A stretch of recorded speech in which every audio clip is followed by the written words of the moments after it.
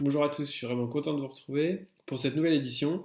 Et cette semaine, je voudrais d'abord commencer par remercier tous ceux qui me soutiennent, tous ceux qui, quand je les croise, me font un petit compliment.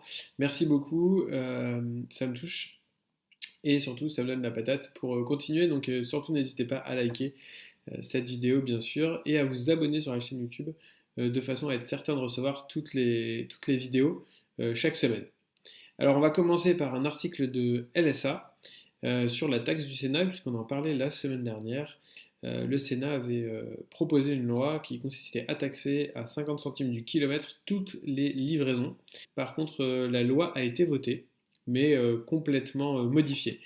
Finalement, il y aura bien une taxe, ça on pouvait s'en douter. Malgré tout, elle fera 1 à 2% suivant la distance, mais avec un minimum forfaitaire de 1 euro. Toutefois, elle sera applicable uniquement aux commerçants qui réalisent un chiffre d'affaires supérieur à 50 millions d'euros, donc autant dire qu'elle touche surtout les grosses entreprises. Et les livres seront exemptés, ce qui est quand même un comble pour une loi qui visait Amazon. La prochaine étape est donc l'Assemblée nationale, où là nous saurons exactement ce qui nous attend. Ensuite, un article vu sur French Web qui nous explique qu'Amazon va déployer 1000 casiers de retrait d'ici 2022 dans une centaine de gares, dans 900 gares françaises, pardon.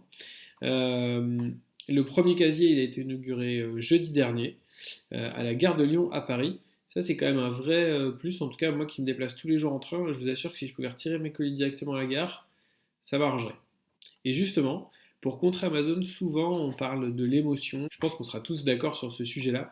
Malgré tout, il y a un article extrêmement intéressant repéré sur French Web qui remet les choses dans l'ordre, on va dire, et qui remet l'église au centre du village, selon l'expression connue.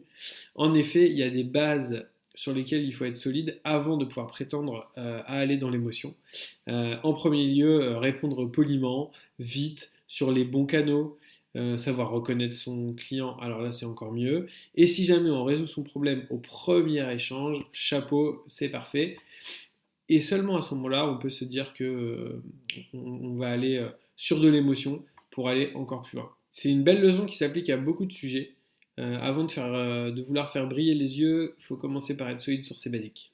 Ensuite, un bel éclairage par LSA sur le magasin de demain à travers Leroy Merlin qui a ouvert son nouveau magasin à Paris, quartier de la Madeleine. Ce qui est vraiment intéressant, c'est que c'est un magasin beaucoup plus petit que le standard Leroy Merlin, puisqu'il fait 5000 m². C'est clairement une tendance aussi de vouloir réduire les mètres carrés. Et donc là, Leroy Merlin prend le pari d'un plus petit magasin, avec évidemment des bornes qui permettent de commander l'ensemble de l'offre, mais aussi un espace showroom vraiment dédié à l'inspiration, des services, beaucoup de services, même la livraison en 1 heure, la location d'outillage, la découpe des rideaux directement à la taille souhaitée, la possibilité de louer un espace atelier pour venir bricoler, des cours de bricolage bien sûr comme dans la plupart des Leroy Merlin. À mon avis, c'est un truc à aller voir au prochain passage à Paris. Pour ma part, c'est sûr que je vais passer dans ce Leroy Merlin. Et la semaine dernière, on parlait de JD.com, un groupe chinois qui avait un entrepôt entièrement automatisé capable de traiter 200 000 commandes jour avec seulement 4 humains. Et cette semaine, on reparle d'eux dans un article de LSA puisque l'entreprise livre quotidiennement par drone dans 2 provinces chinoises. C'est des drones qui ont été conçus directement par JD.com, qui sont capables d'emporter à peu près 30 kg de marchandises et qui les déposent à proximité des villages dans un lieu dédié. Quand on sait que la plupart des concurrents sont encore en phase expérimentale sur ce sujet, on se dit que JD.com a pris un peu d'avance. Et pour finir, 2 petites breaking news. Une repérée sur French Web avec Instagram qui dépasse le milliard d'utilisateurs dans le monde et rentre dans ce club très fermé.